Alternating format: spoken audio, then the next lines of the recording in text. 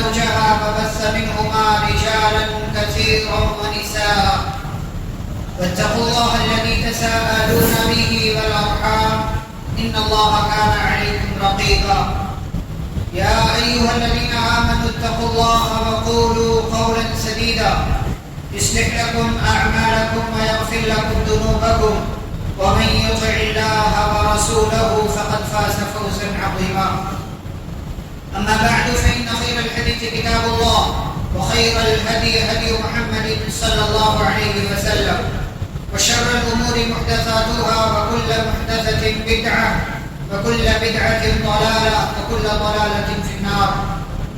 أعوذ بالله من الشيطان الرجيم. بسم الله الرحمن الرحيم. إن عدة الشهور عند الله 12 شهرا في كتاب الله يوم خلق السماوات والأرض منها 4 حرم ذلك الدين القيم فلا تظلموا فيهن أنفسكم. رب اشرح لي صدري ويسر لي أمري واحلل عقدة من لساني يفقهوا قولي رب زدني علما. اللهم صل وسلم على نبينا محمد صلى الله عليه وسلم وبارك عليه. محترم حاضرین جمعہ، اسلامی بھائیوں، بزرگوں، نوجوانوں، عزیز بچوں اور پردہ نشین خواتین اسلام، آج سال کے آخری مہینے کی 28 تاریخ ہے اور انشاءاللہ 1 یا 2 دنوں کے بعد اسلامی سال کے نئے مہینے، پہلے مہینے اور نئے سال کا آغاز ہوگا، اور یہ وہ مہینہ ہے جسے ہم محرم کے نام سے جانتے ہیں۔ 1-2 دنوں کے بعد یہ مہینہ شروع ہوگا اور ہم 1445 ہجری سے 1446 ہجری میں داخل ہو جائیں گے۔ آج کی اس خطبہ جمعہ میں اسی مہینے یعنی محرم کے حوالے سے چند باتیں آپ کی خدمت میں رکھنا ہے۔ بہت سی باتیں آپ سنتے رہتے ہیں، لیکن کچھ اہم اور ضروری باتیں آپ کی خدمت میں پیش کریں۔ محرم یہ عربی زبان کا لفظ ہے، اور اس مہینے کو محرم کیوں کہا جاتا ہے، اس کی 2 وجہ علماء نے ذکر کی ہے۔ ایک وجہ یہ، محرم کا مطلب ہے ایسی چیز جس کو حرام کر دیا جائے، یا جس وقت میں کسی چیز کو حرام کر دیا جائے۔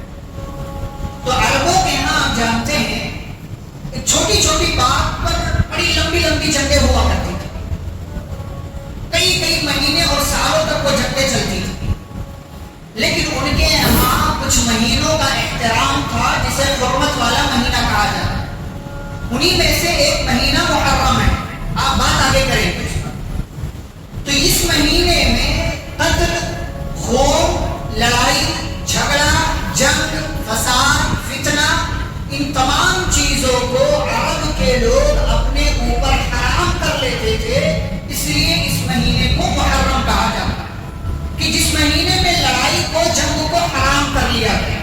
یہ ایک وجہ علماء نے بیان کی۔ دوسری وجہ اس کو محرم کہنے کی کیا ہے کہ محرم یعنی وہ چیز جس کی حرمت ہو، جس کی عظمت ہو، جس کا بہت بڑا مقام ہو، جس کا تقدس ہو، اور جس کی اللہ کے نزدیک بڑی اہمیت ہو۔ تو اس لیے بھی اس مہینے کو محرم کہا جاتا ہے، کیونکہ اس کا اللہ کے نزدیک بہت اونچا مقام ہے، اس مہینے کی بڑی اہمیت ہے، بڑی فضیلت ہے۔ یہ ہے اس مہینے کو محرم کہنے کی وجہ۔ بات ہم آگے کریں گے کہ محرم کے بارے میں ہماری شریعت نے، ہمارے دین نے، اللہ اور اس کے رسول صلی اللہ علیہ وسلم نے کیا باتیں بیان کی ہیں۔ تو محرم کے حوالے سے سب سے پہلی بات یہ ہے کہ محرم اسلامی سال کا پہلا مہینہ ہے۔ اسلامی سال کا پہلا مہینہ، یہ مہینہ اسلامی سال جو ہے محرم سے شروع ہوتا ہے، صفر، ربیع الاول سلسلہ ہوتے ہوتے ذی قعدہ، ذی الحجہ پر جا کر کے یہ سال مکمل ہو جاتا ہے۔ یہ کل مہینے 12 ہیں۔ اللہ رب العالمین نے، دیکھیں پہلے سسٹم کیا تھا، جب سے آسمان و زمین اللہ نے بنایا ہے تب سے مہینے 12 رہے، تب سے مہینے یہی محرم سفر، جنوری فروری نہیں، چیت بیساکھ جیت اساڑھ نہیں، بلکہ یہی محرم سے لے کر کے ذوالحجہ، یہ 12 مہینے تھے. کون مہینہ پہلے کون بعد میں کون تھا اس کی کوئی تفصیل نہیں، لیکن یہ 12 مہینے ٹوٹل تھے. اللہ نے سورۃ التوبہ کی آیت نمبر 36 میں کہا ان عدت الشہور عند اللہ 12 شہرا، کہ اللہ کے نزدیک سال کے 12 مہینے ہیں. کب سے؟ یوم خلق السماوات والارض، جس دن سے اللہ نے آسمان و زمین کو پیدا کیا. اب سوال یہ ہے کہ محرم سال کا پہلا مہینہ کیسے بن گیا؟ تو دیکھیں جو ہمارے پیارے نبی صلی اللہ علیہ وسلم تھے، صحابہ تھے، ان کے زمانے میں سسٹم کیا تھا؟ کوئی سال وال کا سسٹم نہیں تھا، سال وال کا سسٹم نہیں تھا، بلکہ وہ لوگ خالی مہینہ اور تاریخ سے کام چلایا کرتے تھے. اگر ان کو کوئی سال لینا ہوتا تھا کہ یہ کام کس سال ہوا، تو کسی بڑے واقعے کو سامنے رکھ کر کے وہ کہتے تھے کہ وہ واقعہ جو ہوا تھا نا اس کے 4 سال کے بعد یہ بات ہوئی تھی. جیسے ہمارے یہاں ہمیں کوئی بات کہنی ہو تو ہم کیا کہتے ہیں؟ کورونا کے 2 سال کے بعد، لاک ڈاؤن کے 2 سال کے بعد میں نے یہ کام شروع کیا، یا فلاں کی شادی ہوئی، میں نے بچے کی شادی کی. ایسے ہی عربوں کے یہاں ایک بہت بڑا واقعہ ہوا. اس واقعے کو آپ جانتے ہیں کہ یمن کا بادشاہ گورنر ابرہہ خانہ کعبہ کو ڈھانے کے لیے آیا، گرانے کے لیے آیا، لیکن اللہ نے چھوٹے چھوٹے پرندوں کے ذریعے اسے لشکر کو ہلاک کر دیا، ابرہہ کو مار دیا، جس کا تذکرہ اللہ نے سورۃ الفیل میں کیا. اسے عربوں کے یہاں عام الفیل کہا جاتا ہے، ہاتھی والا سال. اسے عربوں کے یہاں کیا کہا جاتا ہے؟ ہاتھی والا سال. اور ہمارے پیارے نبی صلی اللہ علیہ وسلم اسی سال پیدا ہوئے تھے.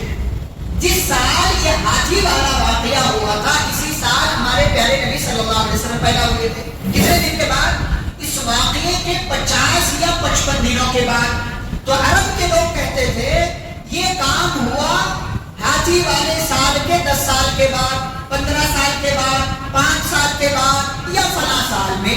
اس طریقے سے ان کے یہاں سسٹم تھا. لیکن یہ محرم اور اس کی تاریخ، ذوالحجہ اس کی تاریخ، بس یہی چلتا تھا، کوئی الگ سے سال نہیں ہوا کرتا تھا. اب پیارے نبی صلی اللہ علیہ وسلم دنیا میں آئے، نبی بنایا گیا، ان کی وفات ہو گئی، ابو بکر صدیق رضی اللہ عنہ آئے، ان کی وفات ہو گئی، عمر رضی اللہ عنہ کا زمانہ آیا اور اسلامی حکومت پھیل گئی. ایک بہت بڑے علاقے میں اسلام پھیل گیا، عرب سے لے کر کے ایران، روم، کہاں کہاں تک اسلام پھیلا، مصر، شام کے علاقے. تو وہاں گورنر ہوتے تھے، وہاں کے ذمہ دار ہوتے تھے، وہاں سے لیٹر آتا تھا امیر المومنین حضرت عمر رضی اللہ عنہ کے پاس تھا مدینے. تو اس میں کیا لکھا ہوتا تھا؟ کوئی اہم بات ہوتی تھی کہ ہاں فلاں جگہ یہ کام ہوا، یہ بات ہوئی، یہ واقعہ ہوا، لیکن اس میں سال نہیں لکھا ہوتا. خالی کیا لکھا ہوتا تھا؟ مہینہ اور اس کی تاریخ، بس اتنا لکھا ہوتا. تو صحابہ کے دل میں یہ بات آئی کہ تھوڑے دنوں کے بعد جب اور زندگی آگے بڑھے گی، ہمارے بعد میں آنے والے لوگوں کو جاننے میں دشواری ہوگی کہ یہ واقعہ کس سال پیش آیا تھا، یہ کام کس سال ہوا تھا. تو عمر رضی اللہ عنہ کے پاس آئے لوگ کہنے لگے کہ جیسے اجمیوں کے یہاں، یعنی عرب کے علاوہ جو لوگ ہیں ان کے یہاں سال کا سسٹم چلتا ہے، جیسے جنوری فروری، یہ کہاں سے ہے؟ عیسائیوں کے یہاں. حضرت عیسیٰ علیہ السلام کی پیدائش سے وہ جوڑتے ہیں، اسی لیے یہ سلسلہ 2024 تک پہنچ گیا، اس لیے کہ ہمارے پیارے نبی صلی اللہ علیہ وسلم کے 600 سال پہلے عیسیٰ علیہ السلام آئے ہوئے تھے. تو کہا کہ عربوں ہمارے یہاں بھی یہ سسٹم ہونا چاہیے کہ ہم سال کا سسٹم بنا لیں. کہا اچھا ٹھیک ہے بنا لیتے. مشورہ کیا گیا کیسے کیا جائے، کیا کیا جائے.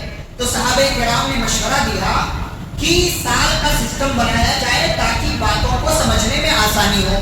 اب سال کا سسٹم بنایا گیا، لیکن ایک مسئلہ یہ تھا کہ یہ سال اسٹارٹ کہاں سے ہوگا. تو کسی نے کہا پیارے نبی صلی اللہ علیہ وسلم جب سے پیدا ہوئے تب سے کر دیا جائے. تو کہا گیا نہیں، آپ کی پیدائش کے بارے میں اختلاف ہے، کسی کو صحیح سے نہیں پتا کہ آپ کس وقت، کس سال میں اور کس طریقے سے، کیا ساری چیزیں اس کی تفصیل نہیں معلوم ہے. تو یہ بات ختم ہو گئی. دوسرا مشورہ آیا کہ آپ صلی اللہ علیہ وسلم کی جب وفات ہوئی تب سے سال شروع کیا جائے.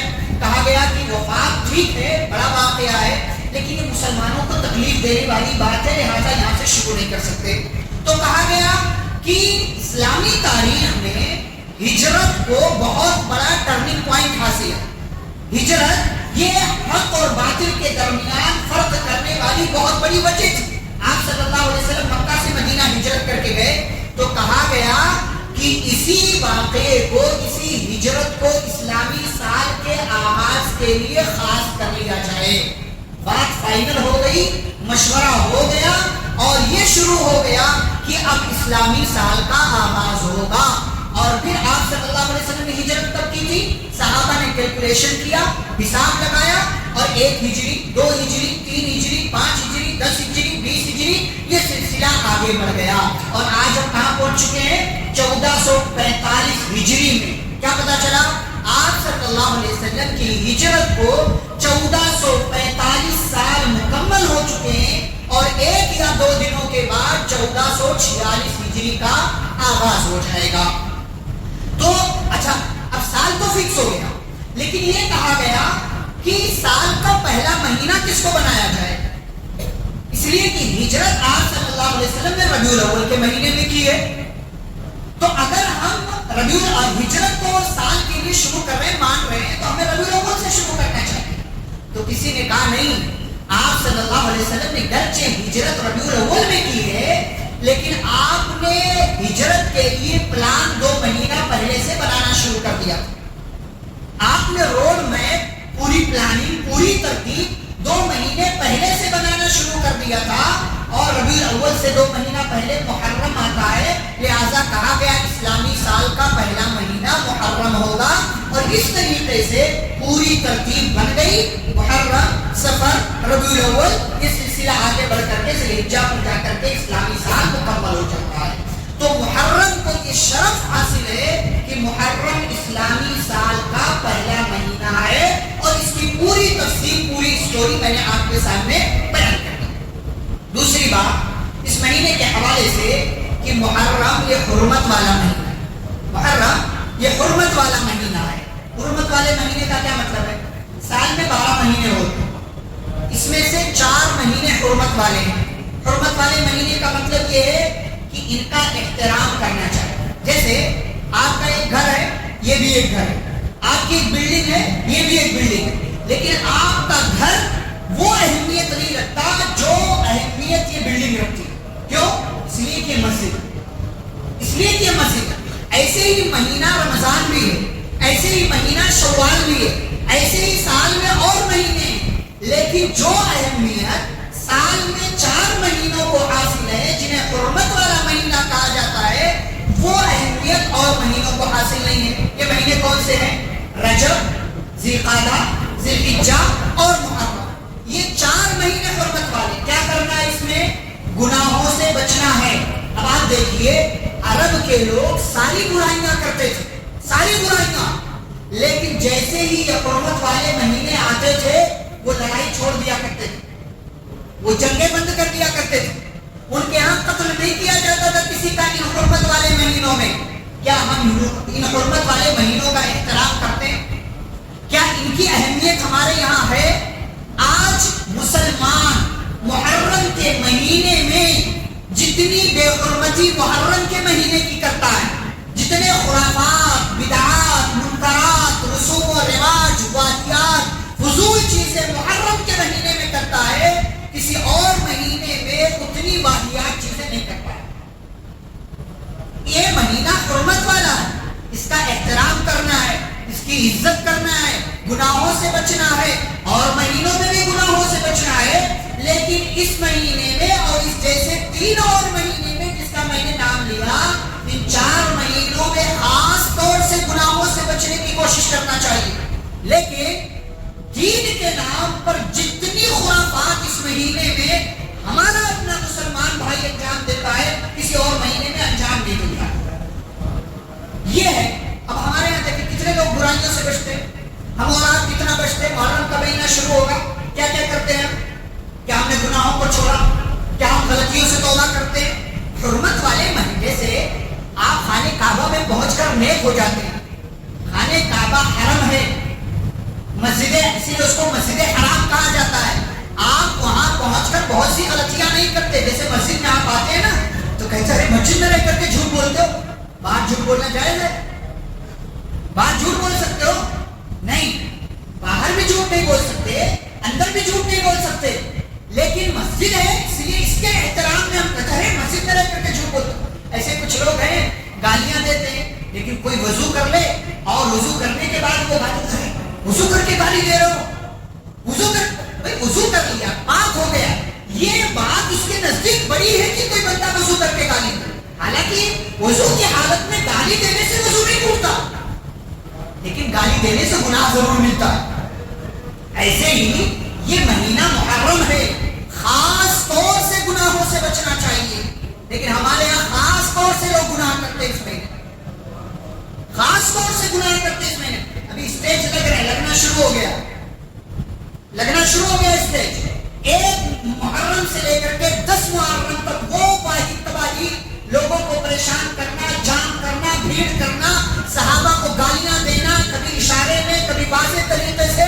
کہ آپ کسی جو ہے اسٹیج والے سے جا کر کے ایک گھنٹہ آدھا گھنٹہ کھڑے ہو کر کے سن لیں, دوسری جماعت والوں کو برا بھلا کہنا, فلاں کو برا بھلا کہنا, فلاں امام کو گالیاں دینا, فلاں ولی اللہ کو برا بھلا کہنا, یہ ساری خرافات. خاص طور سے اللہ نے محرم کے مہینے میں حرام چیزوں سے بچنے کا حکم دیا لیکن ہمارے یہاں خاص طور سے حرام اور غلط چیزیں اس مہینے کے اندر انجام دی جاتی. تو یہ دوسری بات محرم کے حوالے سے کہ محرم حرمت والا مہینہ, اس کا خیال رکھنا چاہیے. تیسری بات کہ محرم یہ اللہ کا مہینہ ہے. سارے مہینے اللہ کے ہیں لیکن نبی صلی اللہ علیہ وسلم نے اس مہینے کو اللہ سے جوڑ دیا.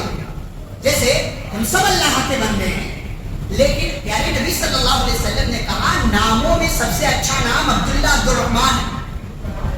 اللہ کا بندہ, رحمان کا بندہ. ساری مسجدیں اللہ کے گھر ہیں لیکن خانہ کعبہ کو بیت اللہ کہا جاتا ہے. خانہ کعبہ کو بیت اللہ کہا جاتا ہے. قرآن کو کلام اللہ کہا جاتا ہے, کتاب اللہ کہا جاتا ہے. تورات بھی اللہ نے نازل کیا, انجیل بھی, زبور بھی, اللہ نے ساری کتابیں نازل کی لیکن قرآن کو ہی کتاب اللہ کہنے کا شرف ملا. ایسے ہی سارے مہینے اللہ کے ہیں لیکن جس چیز کو اللہ سے خاص جوڑ دیا گیا اس کی اپنی اہمیت ہو جاتی ہے. کہا شہر اللہ محرم, یہ محرم یہ اللہ کا مہینہ ہے اس لیے بھی اس کا خیال رکھنا چاہیے. ایک چوتھی بات کہ محرم کے اندر روزے رکھنا, نفلی روزے کا اس بات فرض نہیں ہے, نفلی روزے رکھنا یہ سال میں جتنے بھی نفلی روزے ہوتے ہیں ان میں سب سے افضل نفلی روزے جو ہے محرم کے روزے. افضل الصیام بعد رمضان شہر اللہ محرم, رمضان کے بعد اللہ کے نزدیک سب سے افضل روزے اللہ کے مہینے محرم کے روزے ہیں. اس لیے ہمیں محرم میں خاص طور سے روزہ رکھنے کا اہتمام کرنا چاہیے. خاص طور سے اگر آپ 1-2 رکھ لیں, 3-4 رکھ لیں, 5-6 رکھ لیں, جتنی زیادہ کوشش کر سکتے ہیں روزہ رکھنے کا اہتمام کرنا چاہیے اس لیے کہ یہ افضل کام ہے. اگر یہ سب نہیں رکھ سکتے تو محرم کے حوالے سے ایک جو ہے اہم بات, ایک اہم فضیلت کہ عاشورہ کا روزہ ضرور رکھیں. 9 اور 10 محرم کا روزہ, صرف 10 محرم کا نہیں, 9 اور 10 محرم کا روزہ, یہ 2 روزہ رکھیں. کیا فائدہ ملے گا؟ پچھلے 1 سال کے مکمل گناہ اللہ آپ کے معاف کر دے. پچھلے 1 سال کے مکمل گناہ اللہ رب العالمین آپ کے معاف کر دے گا. صرف 2 روزے رکھیں, صرف 2 روزے. اور اگر آپ کے گناہ نہیں ہوں گے اچھی بات ہے تو اللہ تعالیٰ اس کے بدلے آپ کو نیکیاں دے گا, اس کے بدلے آپ کو اللہ تعالیٰ نیکیاں دے دے گا. تو 2 روزے کم از کم اس مہینے میں 9 اور 10 محرم یہ 2 روزے ضرور رکھیں تاکہ اتنا بڑا ثواب آپ کو مل جائے. یہ بات تھی جو دین کے حساب سے محرم کے بارے میں نے آپ کے سامنے رکھی. اب آئیے تاریخ کے حساب سے کچھ باتیں میں آپ کے سامنے رکھتا ہوں. دیکھیں یہاں ایک بات پوائنٹ کی یہ ہے, نوٹ کرنے کی یہ ہے کہ تاریخ میں جو واقعات ہوئے ہیں اس کی وجہ سے محرم کے مہینے کی اہمیت نہیں ہے بلکہ اللہ اور اس کے رسول صلی اللہ علیہ وسلم نے محرم کے مہینے کی اہمیت بتائی ہے. اس لیے اس مہینے کی اہمیت, اس مہینے میں کوئی واقعہ ہوا اس کی وجہ سے اس کی اہمیت نہیں, اس مہینے میں کوئی حادثہ ہوا اس کی وجہ سے اس مہینے کا مقام بڑا نہیں ہے بلکہ اللہ نے اس کا مقام پہلے سے بڑا رکھا ہوا. جب سے آسمان و زمین بنایا تب سے انسان تھا ہی نہیں, انسان تھا ہی نہیں, کوئی مخلوق نہیں تھی. آسمان و زمین کو اللہ نے جس دن بنایا اسی دن سے اللہ نے یہ 12 مہینے رکھے، اس میں ایک مہینہ محرم کا تھا اور اللہ نے اس مہینے کو اونچا مقام دیا، کہا یہ حرمت والا مہینہ ہے۔ تاریخ کے حساب سے کیا بات ہے؟ 10 محرم کا دن وہ دن ہے جس دن اللہ تعالی نے موسیٰ علیہ السلام کو ان کی قوم بنی اسرائیل کو فرعون سے نجات دیا۔ پیارے نبی صلی اللہ علیہ وسلم مدینہ آئے جب ہجرت کر کے، جس کا تذکرہ میں نے کیا، تو آپ نے مدینہ میں دیکھا کہ یہودی روزہ رکھتے ہیں۔ مدینہ میں اس وقت یہودیوں کی بڑی تعداد تھی، 3 قبیلے بڑے بڑے تھے، بنو نذیر، بنو قریظہ، بنو قینقاع، اور پورے مدینہ کی مارکیٹ پر انہیں یہودیوں کا قبضہ تھا۔ سودی کاروبار، سودی لین دین اور جنگوں میں مال سپلائی کرنا، ہتھیار دینا، تلوار دینا، نیزے دینا، اور جو ہے جو بھی ضرورت ہے ساری چیزیں سود پر سارا کاروبار کر رہے ہیں۔ پوری منڈی مارکیٹ پر انہیں یہودیوں کا قبضہ تھا، لیکن ان کے یہاں کچھ اچھائیاں بھی تھی۔ یہ لوگ محرم کی 10 تاریخ کو روزہ رکھتے تھے۔ آپ صلی اللہ علیہ وسلم کو جب پتہ چلا تو آپ نے معلوم کروایا کہ یہ لوگ 10 تاریخ کو روزہ کیوں رکھتے ہیں۔ پتہ چلا، ان لوگوں نے جواب دیا اس لیے کہ اسی دن ہمارے نبی موسیٰ علیہ السلام کو، ان کی قوم بنی اسرائیل کو اللہ نے فرعون سے اور اس کے ظلم و ستم سے نجات دیا۔ اسی خوشی میں موسیٰ علیہ السلام نے، ان کی قوم نے روزہ رکھا، ہم بھی رکھتے ہیں۔ تو آپ صلی اللہ علیہ وسلم نے کیا فرمایا؟ نحن احق بموسیٰ، اگر تم روزہ رکھتے ہو تو ہم موسیٰ کی وجہ سے زیادہ حقدار ہیں اس بات کے کہ ہم بھی روزہ رکھیں۔ آپ صلی اللہ علیہ وسلم نے صحابہ کو حکم دیا کہ روزہ رکھو، اور یہ بات یاد رہے کہ پہلے محرم کا یہ روزہ عاشورہ کا یہ فرض تھا، لیکن جب رمضان کے روزے فرض ہوئے تو عاشورہ کا روزہ جو فرض تھا یہ فرض ختم ہو گیا، یہ نفل رہ گیا۔ اور آپ صلی اللہ علیہ وسلم نے جہاں روزہ رکھنے کی بات کہی صحابہ سے کہ 10 محرم کا روزہ رکھو، وہیں آپ نے کہا کہ یہودیوں کی مخالفت کرنا ہے، یہودی ایک روزہ رکھتے ہیں تم کم از کم 2 روزے رکھو۔ اور آپ نے خواہش ظاہر کی آئندہ سال اگر میں زندہ رہا لأصومن التاسع، تو میں 10 محرم کے ساتھ ساتھ 9 محرم کا بھی روزہ رکھوں گا۔ یہ آپ صلی اللہ علیہ وسلم کی بات، اور یہ ایک بڑا واقعہ جو 10 محرم کی تاریخ کو پیش آیا، جس کا ثبوت ہے اور جس کا تذکرہ آپ صلی اللہ علیہ وسلم نے کیا۔ اچھا، اس مہینے کی بات تاریخ کے حوالے سے اگر کریں، جس کی طرف اشارہ ہم پہلے کر چکے ہیں کہ اس مہینے کی تاریخی حیثیت ایک یہ بھی ہے کہ اسی مہینے میں آپ صلی اللہ علیہ وسلم نے ہجرت کرنے کا پلان بنایا۔ اس مہینے کے بارے میں تاریخی حساب سے ایک اور بات یہ ہے کہ اسی مہینے کی 1 تاریخ کو بڑے افسوس کی بات ہے کہ لوگوں کو 10 محرم یاد ہے لیکن 1 محرم یاد نہیں۔ 10 محرم یاد ہے، 1 محرم یاد نہیں۔ اسی مہینے کی 1 تاریخ کو سن 24 ہجری اس امت کے دوسرے سب سے عظیم انسان حضرت ابوبکر صدیق رضی اللہ عنہ کے بعد حضرت عمر رضی اللہ تعالی عنہ، ان کی وفات اسی 1 محرم کی تاریخ کو ہوئی تھی۔ 3 دن پہلے 27 ذی الحجہ کو مجوسی انسان ابو لولو فیروز نامی نے فجر کی نماز میں امامت کی حالت میں عمر رضی اللہ تعالیٰ عنہ کے اوپر خنجر سے وار کیا۔ وہ زہریلا خنجر تھا، آپ کو اتنا گہرا زخم لگا کہ آپ نے امامت چھوڑی، خون بہنا شروع ہوا، دوا پلائی جاتی تھی، وہ زخم کے راستے باہر نکل جایا کرتا تھا، اور اسی حالت میں حضرت عمر رضی اللہ تعالیٰ عنہ 3 دن زندہ رہے، اور 3 دن کے بعد 1 محرم 1 محرم سن 24 ہجری کو حضرت عمر رضی اللہ تعالیٰ عنہ شہید ہو گئے۔ حضرت عمر رضی اللہ تعالیٰ عنہ کی وفات اسی مہینے میں ہوئی، اور اسی مہینے میں حضرت عثمان رضی اللہ عنہ جو تیسرے خلیفہ ہیں ان کو خلیفہ بنایا، اور اسی مہینے میں ایک بڑا واقعہ ہوا جسے ہم شہادت حسین کے نام سے جانتے ہیں۔ 10 محرم کو حضرت حسین رضی اللہ تعالیٰ عنہ کو کربلا کے میدان میں شہید کر دیا گیا۔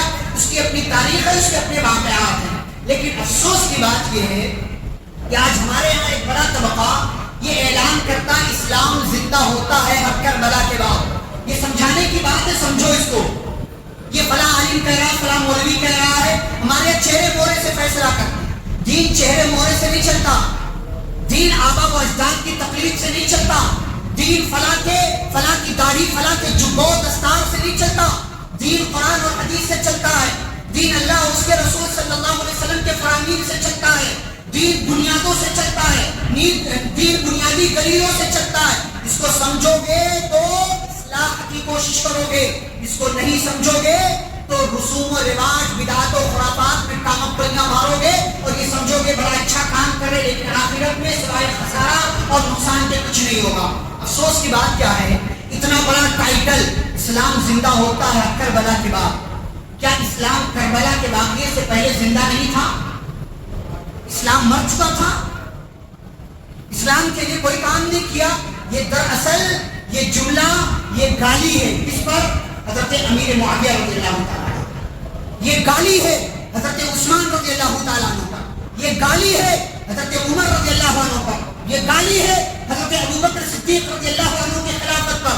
وہ جس نے دین کے لیے سب کچھ قربان کر دیا، عمر رضی اللہ تعالیٰ عنہ شہید کیے گئے، عثمان رضی اللہ تعالیٰ عنہ شہید کیے گئے، خود حسین رضی اللہ تعالیٰ عنہ کے والد علی رضی اللہ عنہ کو شہید کیا ظالموں نے، اور خود حسین رضی اللہ عنہ کے بڑے بھائی حضرت حسن رضی اللہ عنہ کو زہر دے کر کے مارا ظالموں نے۔ یہ ساری شہادتیں ہمارے اپنے مسلمانوں نے بھلا دیا۔ حسین رضی اللہ عنہ کی شہادت کا غم ہے اور ہونا چاہیے، وہ آل بیت میں سے ہیں، جنتی نوجوانوں کے سردار ہیں، پیارے نبی صلی اللہ علیہ وسلم کے نواسے ہیں، فاطمہ رضی اللہ عنہا کے بیٹے ہیں، علی رضی اللہ عنہ کے چہیتے ہیں، بہت اونچا مقام ہے۔ لیکن اس امت کے اندر نبی کے بعد سب سے اونچا مقام سیدنا ابوبکر صدیق کا ہے، اس کے بعد عمر فاروق کا ہے، عثمان غنی کا ہے، علی مرتضیٰ کا ہے، پھر اس کے بعد کسی اور کا نمبر آتا ہے۔ اگر شہادت حسین یاد ہے تو عمر رضی اللہ عنہ کی شہادت کا بھی تذکرہ ہونا چاہیے۔ حسین رضی اللہ عنہ کی شہادت کا غم مناتے ہو اور تمہارا یہ کہنا ہے غم منانا چاہیے، تو عثمان رضی اللہ عنہ کی شہادت کا غم کیوں نہیں مناتے؟ علی رضی اللہ عنہ کی شہادت کا غم کیوں نہیں مناتے؟ حسن رضی اللہ عنہ کی شہادت کا غم کیوں نہیں مناتے؟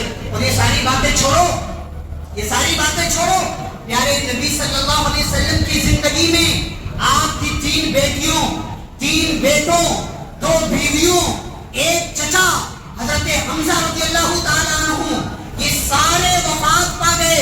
حضرت حمزہ رضی اللہ عنہ کو احد کے میدان میں شہید کر دیا گیا، سید الشہداء ہیں، وہ شہیدوں کے سردار ہیں۔ ان کی شہادت کے آمنے، ان کی شہادت کے سامنے شہادت عمر، شہادت عثمان، شہادت علی، شہادت حسن، شہادت حسین، یہ سارے شہید ہیں، لیکن سید الشہداء کا شرف کسی کو ملا؟ حضرت حمزہ رضی اللہ تعالیٰ عنہ کو ملا۔ ان کی شہادت کا تذکرہ کیوں نہیں کرتے؟ ان کی وفات کا تذکرہ کیوں نہیں کرتے؟ ان کی شہادتوں کی تفصیل بیان کیوں نہیں کرتے؟ کیوں؟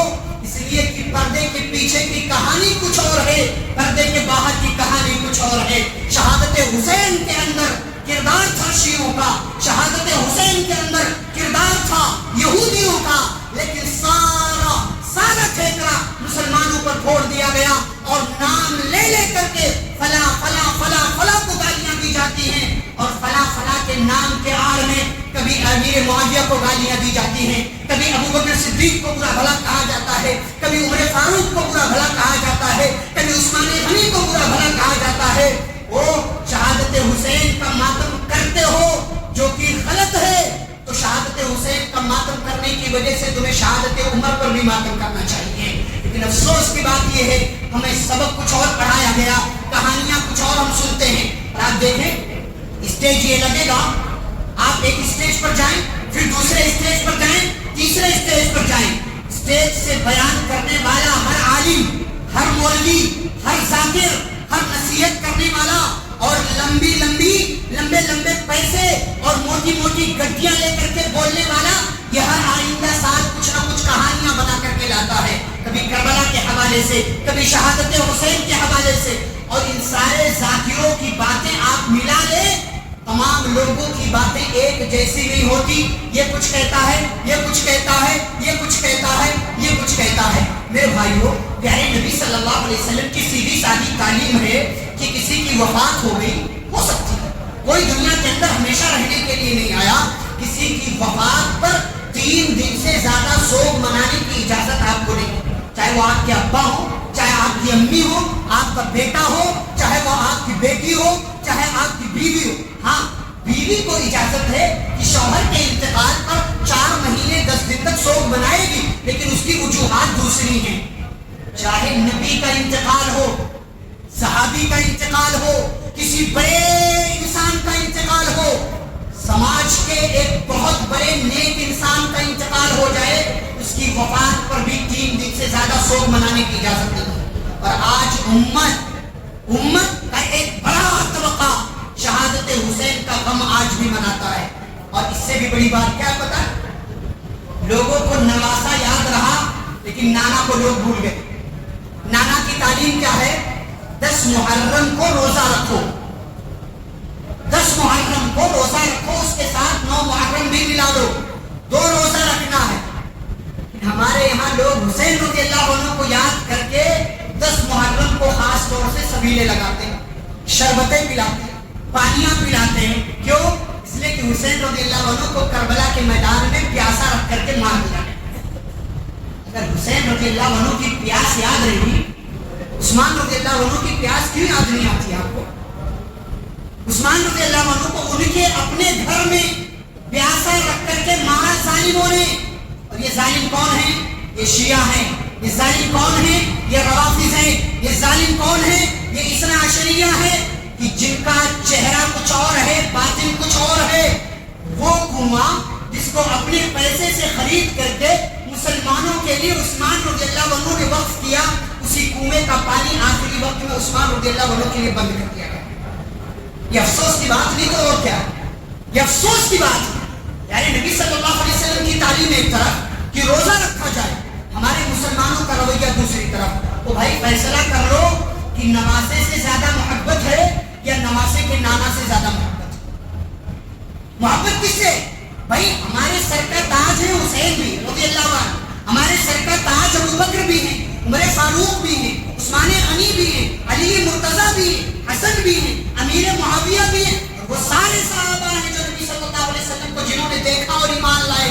اور ان کا اتنا اونچا مقام کہ اگر انہوں نے 300 گرام کوئی چیز خرچ کر دی ہے، وہ تم احد پہاڑ کے برابر سونا بھی خرچ کر دو، تمہارا ثواب ان تک نہیں پہنچتا، تمہارا ثواب ان تک نہیں پہنچتا۔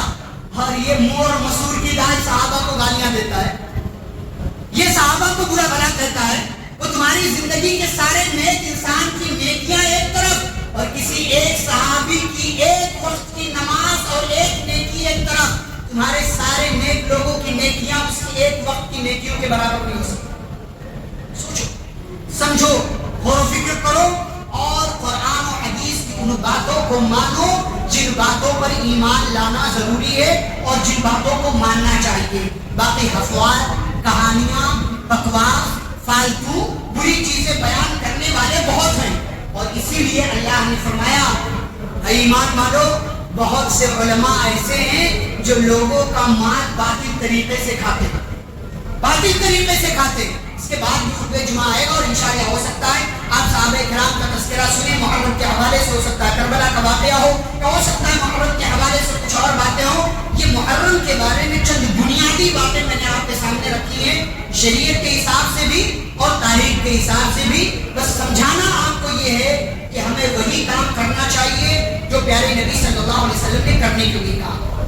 باقی شہادت ہوئی صحابہ کی، ہمیں اس کا غم ہونا چاہیے لیکن غم نہیں منانا چاہیے۔